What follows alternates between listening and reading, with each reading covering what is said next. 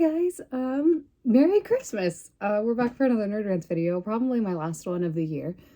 But we're gonna do a review that, honestly, I probably should have done a couple weeks ago, but I had the idea to do it with my brother, but then he never finished the series that I'm gonna be reviewing, so then I didn't work very well to, bring him in and review something that he hasn't fully seen.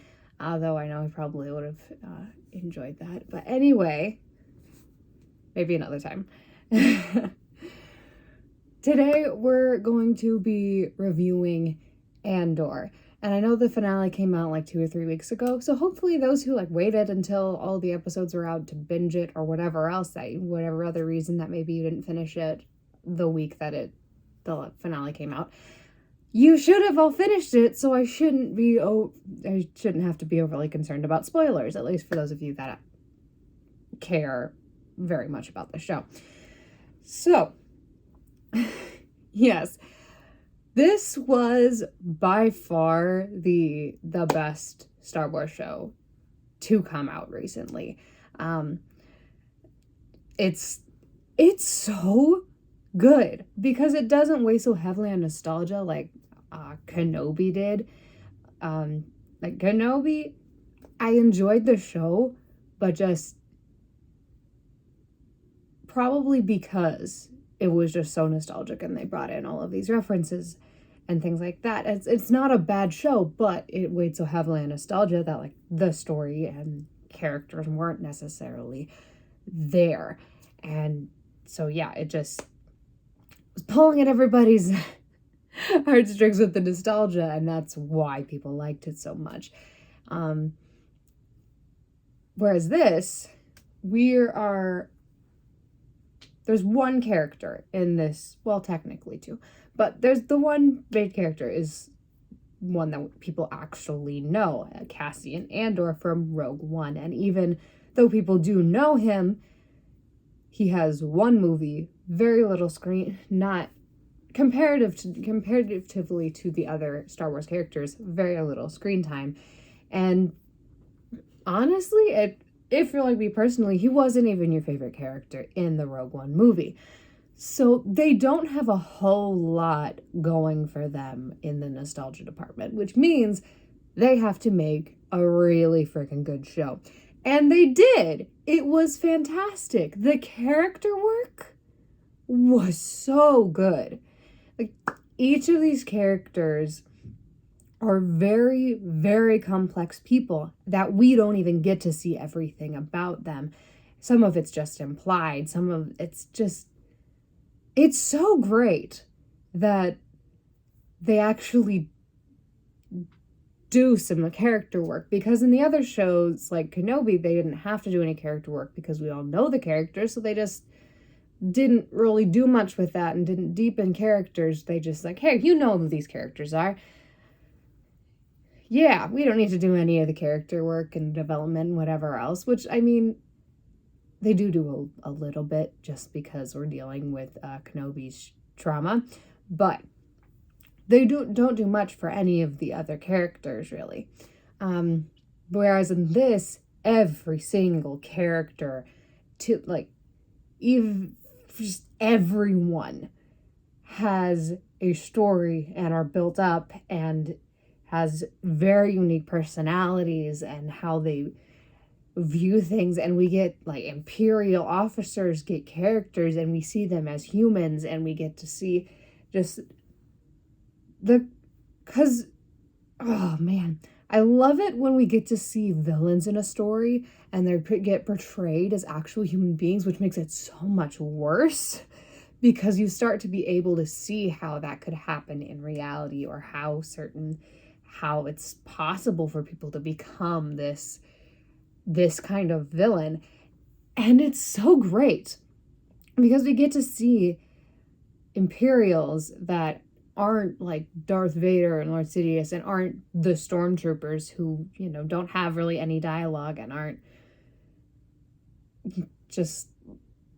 We don't see a whole lot of Imperials in the main Skywalker saga.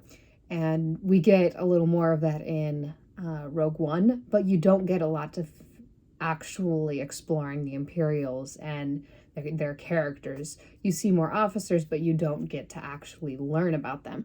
Whereas this, we have a whole like side plot or side of the plot that's going on that is all on the Imperial side. And we're seeing these Imperials that are super devoted to the cause and super just imperialist mindset. And we get to see some of why they believe this and how far they're willing to go, and the contrast between some two that are actually very dedicated and one being super ambitious, and Dedra being super ambitious, and then the other guy that she's constantly like feuding with being like, he's being very conservative and abiding by these rules because he's just these two very different characters. And it's so good. But you're just seeing the human side of the Imperials and seeing these people that are like dead set willing to sacrifice themselves for this cause who aren't stormtroopers is so good. It's amazing. And then on top of that, we also have excuse me. We have the little group of rebels on, I forget the planet's name. Oh, it's on the tip of my tongue. Anyway, the heist planet. I'll probably remember like right after I finish recording the video. But anyway, when the group that performs the heist on the Imperial garrison on that planet, first of all, the plan is beautiful, and that last scene where they're escaping into the meteor shower it's gorgeous. I love it, that meteor shower. It's so good. But each of the members of that team have very distinct characters, and we get very attached to, like, they get very into the characters, and you can get very attached to them in very few episodes. Like, they're only there for 3 or 4 episodes, but crap, his name Nemec. The guy writing the manifesto. It kills me that I can't remember his name right now.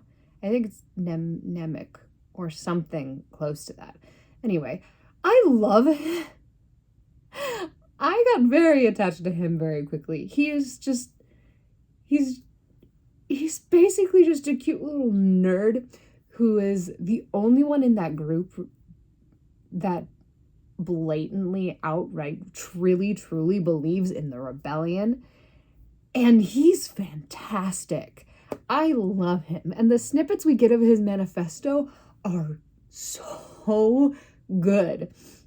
Like, this guy is a great writer. But, oh man, Nemec is great. Skeen.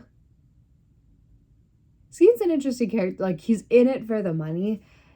So it's like he's not for the Empire, but he's also not with the rebellion. He's in it for his own personal gain. And writing that character, it's like, yes, there's totally going to be people like that especially in the beginning of the rebellion, and just all these different facets of the rebels. Because we have one of them is an Imperial corporal. So he's in the system and he realizes what we're doing is not right, and turns on the Empire. The one Skeen who's in it for his own gain. Nemec who truly is a believer and is blatant about it. And then we have Val and what's the other girl's name? Cinta or something? I don't remember exactly. But they're both for the rebellion, work deeply ingrained in it, but they're also trying to hide the fact. They are the covert rebels, which is also a very cool part of this, because this entire show we're not just seeing how Andor gets involved in the rebellion, we're also seeing how the rebellion is starting, which is so cool. Just all of this covert hush-hush missions and trying to start doing these big attacks, and just the struggle that they have with just the moral lines, like what do we have to be able to sacrifice in order to stay hidden so that we have a chance in the future to actually do the things that we want to be doing and have this moral compass that we want to have? And just, oh, the scenes with Stellan Skarsgård's character. Oh, I know his name, but I keep blanking on it. I hate that when I turn on the camera, as soon as I do that, I totally forget the names of the characters and stuff that I want to talk about. Anyway, his character and Saw Gerrera talking and just trying to figure out, them arguing about whether they should sacrifice the guy's men so that the Empire doesn't catch on to the fact that they have a spy in their midst. It's such a great scene.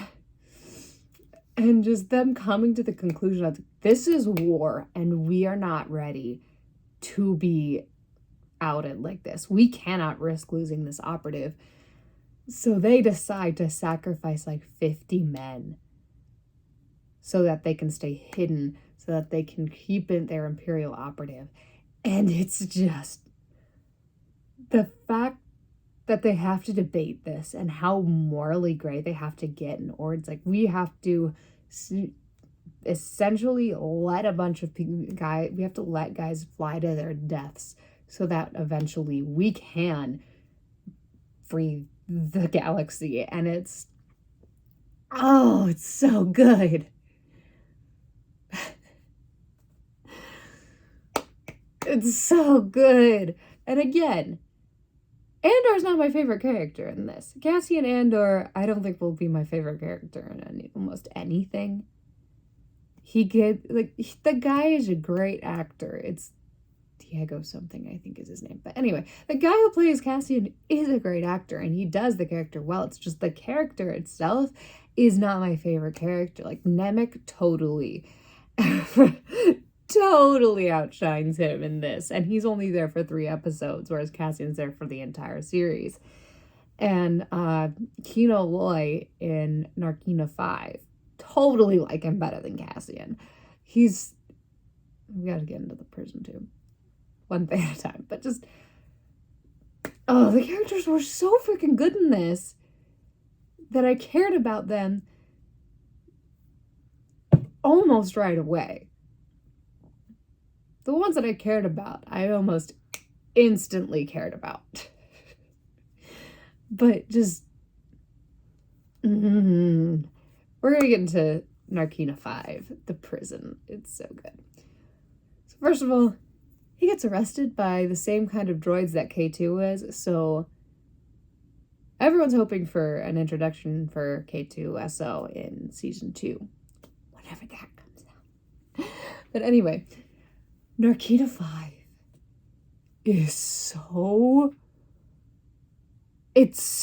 good. It's apparently they built the entire Narkina 5 set. And I know for sure Andy Serkis was saying it, but I don't know if there are any others, but they felt like they were actually in prison. Like, they did so good. So if you get to the point where your actors legitimately feel like they're in a prison, then some of it isn't even acting at that point. It's just their natural reactions to what they're feeling from the set, which just makes it so much better because it's real. But just the concept of Narkina 5 is so great. Like, the electrified floors, and then their cells, like, not actually being cells, like this illusion of freedom because it's just this open little cubicle, but if you step out, you die. But just this illusion that you're free, but you're not, just makes you feel so much more powerless. It's so great. The entire prison, like, it is a terrifying prison. Just these prisoners have had it hammered in and hammered in and hammered in the be on program that you are powerless, that you can't actually do anything, that they are too afraid to even try to escape. And they just keep, like, just get through the day. If I finish the shift, that's one less I have to do in order to get out. And it's amazing. And then I'm finding out that you can't actually escape. That once you finish your shifts, your sentence, they just move you to a different level and start you over until you die. And it's great. And the fact they just murder an entire level of people to keep this a secret because they figured out, like, if they figure this out, if this gets out, then we have no chance.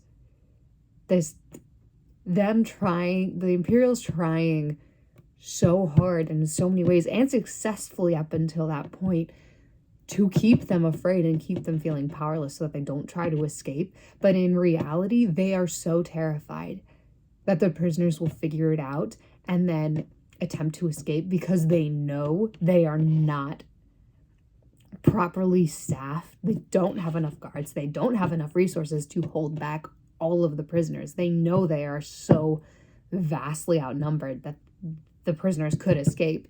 So they're so terrified that they murdered every single prisoner on that level to keep this secret, which only gets other prisoners curious and eventually leads to Kino Loy and Cassian Andor figuring it out.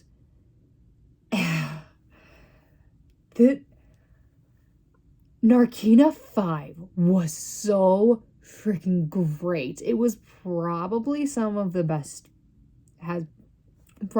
best part of the series, was that Cassian suffering through this prison and you kind of getting to see all of these techniques that the Empire uses to make these prisoners feel powerless so that they can actually control them. And then the escape, they figure this out and there's only one way we get out of this. We either escape or we die. And just the sheer terror of these Imperials as the prisoners are escaping, as they short out the floor so that they can actually attack, and they are just fighting their way through it, and just the terror. And they get to the point where they're in the control room and they fight off and they basically take the guards prisoner, and they're taking control of the main control room. And Cassian just points his gun at him and says, "On program." Basically just, screw you, we're in control now. And it's great. I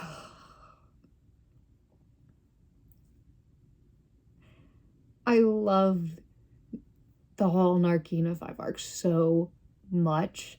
And then we have Kino Loy's speech to everyone at ends in them all just chanting one way out, and they are charging through the hallways. And then we get to the exit and it's just a drop down to the water. And we just see hundreds upon thousands of prisoners jumping out of this prison, knowing that the fall could kill them, knowing that they don't care. At this point, they made it out. And even if they die in the fall, they escape. And just seeing it panning out with just all of these people swimming out into the water. And then on top of that, Kino Loy standing there in complete terror going, "I can't swim." And just, well, crap! Poor Kino Loy, this guy that we've gotten to see, and the complexities of him, and him going from, I am indoctrinated into this mindset of I'm powerless and I can't do anything and escape is impossible, to leading the charge in their escape, standing at the brink of the prison, at the threshold of his freedom, and realizing that he won't get away.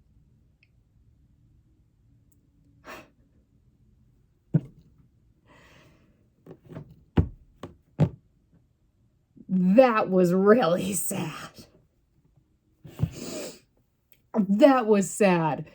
Oh, man. And then, they escape. Cassian finds out his mother is gone.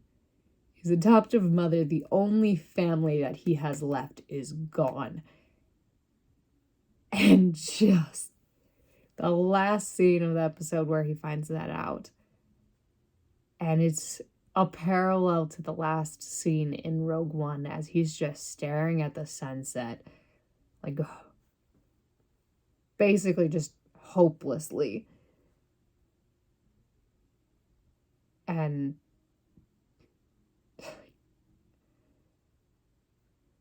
yeah, the scene parallels in this were about as close to the nostalgia move as we got, because we have the torture scene for Bix that parallels Leia's. But yeah,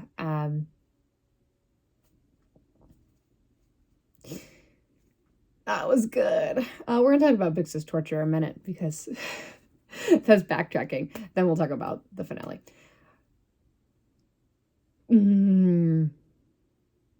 Bix's torture was like brutal. Because it's more psychological than anything else, because it's the noise going on in her head instead of them like actually physically torturing her. And they have all of this lead up to it, and then like describing it as the worst sound. Like even a couple minutes could drive someone crazy. And then we don't even get to see it. We get to see her struggling to hold back a scream, and then all of a sudden just incapable of holding back her emotions anymore and just screaming. You don't need the sound to know that torture is brutal.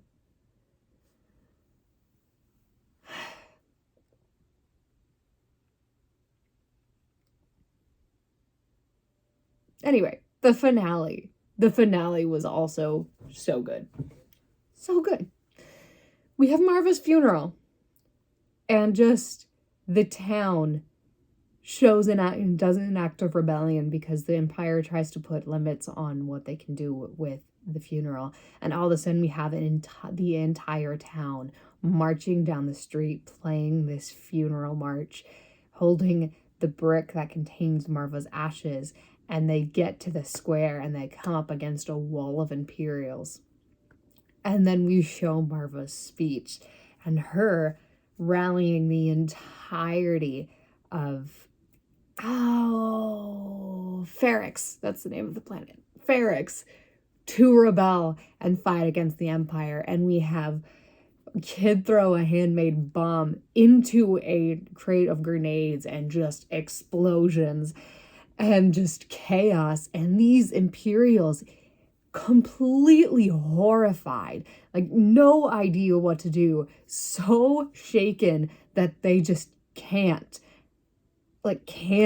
come back at any of them. And we have, I can't remember the guy's name. The guy holding Marva's brick. That makes me so sad. Just beating stormtroopers with Marva's brick, with Marva's ashes, essentially letting Marva fight by their sides. But just the chaos of the scene is it's so good. There's like smoke everywhere and there's bodies lying all over the place from the explosions. And there's just Imperials trying to fight back these just crazed people, citizens of Ferrix. And we have the bell ringer or whatever he's called, the guy with the hammers and the anvil, basically playing an anthem behind them with his hammers and kicking stormtroopers off of his tower. I kind of wish he'd used his hammers, but it was still great. But just the scene was so chaotic and awesome. And then we have I can't remember the Imperial guy's name that gets obsessed with Cassian and then gets fired and lives with his mom for a while. I cannot remember his name. That annoys me. Anyway, him saving Dedra and her just being so horrified and just being like, thank you, as they hide in this closet essentially from all of these rebels. And just, I love this whole sequence of them fighting. It was so good. It was so good. And then something I totally forgot to talk about from the first episodes is when the Imperial guy that saved Dedra and his team are walking through Ferrix, and all of a sudden all of the citizens start like hitting their triangles or chimes or whatever it is, and just throughout this entire city we have this ominous melody basically being played, and Marva's sitting there talking about, it's like, yeah, it's basically a warning. Now you're all just sitting there wondering, when is it gonna stop? What happens when it stops? I loved that so much. It was so cool. And just throughout this entire the entire city, just this beat melody or whatever you call it being taken up at every single door as just a warning through the entire city. Man. Andor was so freaking great.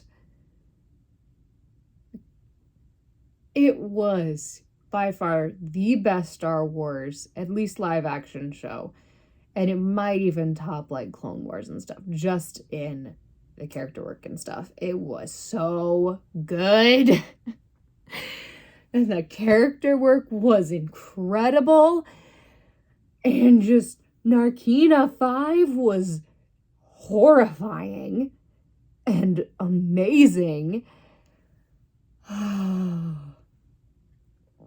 I loved this show so much. It was so flippin' good. Oh, man. Yeah, that's literally all I have to say about this show. I don't really have many closing thoughts beyond that. I would definitely say this is like a 5 out of 5 star show. This is phenomenal. This is a masterpiece and I love it. And this is what I want Star Wars to be. This is what I want from Star Wars. And it's sad that I don't get that from the other things that they've come out with. Yeah, Mandalorian Season 3 has a lot to live up to when it comes out. I find it hilarious that Andor was a show that no one really cared about because it was like, we don't care that much about Cassian Andor. And now it's like everyone's favorite. It's just a little ironic. But anyway, I loved this show so much. It was beautiful. It was awesome. And I highly, highly suggest it to those of you who haven't seen it and still have, watched this far in my video. So yes. Best Star Wars show. Oh, man. So, Merry Christmas. Happy New Year. I will see you with more Nerd Rants in 2023.